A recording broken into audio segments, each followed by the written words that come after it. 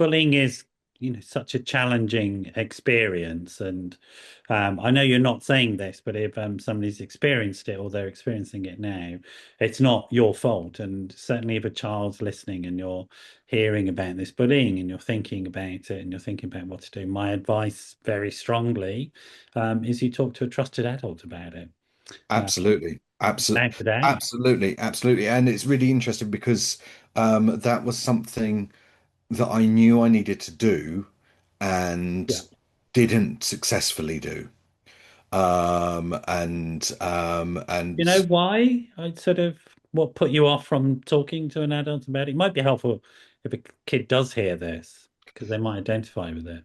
yeah, well, I'm not sure how helpful it's going to be. I'm going to be honest with you because I can remember trying to tell my form tutor who told me not to be so silly. Right. And the problem was is that then reinforced my self-view and To be honest, that may well happen to children now. And I would say, if that first adult you go to doesn't help, go to another one mm, until you find one that does. I mean, that's the truth here, is that it's really important to sort of get help. There's also, again, for kids who are listening, there's organizations like Childline who will take you seriously, and you can call them anytime you want, and they will take you seriously, and they'll get in touch with other adults. I think a lot of kids also, if they're experiencing stuff like this, they're afraid that if they tell somebody it's going to get worse. Um, in my experience, it doesn't. It gets better, sort of like because these days people do generally step in. I think schools will do. yes, and particularly with technology and the way technology's changed, Yeah, the nature of it and things. And actually, as I say, kind of once I once I was a bit older, I was able to channel myself in other ways. yeah. I certainly found drama and Did found you? and I got very involved with the drama department. Yeah. I had been kind of part of a drama club since about the age of 11. Okay. But I started doing the lighting, I started doing the sound. I got more involved, and certainly as an adult, Yeah. I've over the years been more involved. And yes, there's always two sides, and to add another aspect to the Yeah. story. One of the people who I felt bullied me during secondary school is now a very close friend of mine.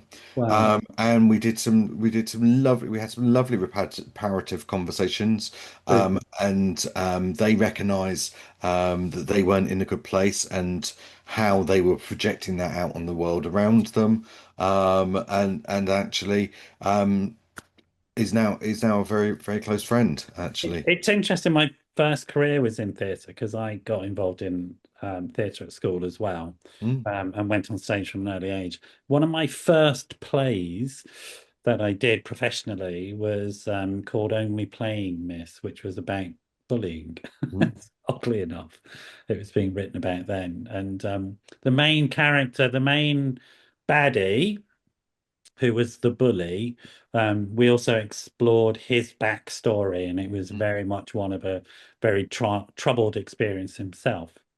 Exactly as you're saying, really, mm, that was what was going on, and rather than deal with his vulnerability, he wanted to project it on somebody weaker, so that he didn't have to confront that about himself. Which I think is a very familiar theme amongst young men at the moment with the sort of stuff that's going on in the world, which we may come back to. Be interested mm, to hear your views on that after that amazing show Adolescence, because it was just in the news again, winning all those Golden Globes as it should have done, mm. etc. A stunning piece of sort of British television drama. If people haven't seen it, where are you? Where have you been living? Go and watch it now. Extraordinary, I think, piece of work.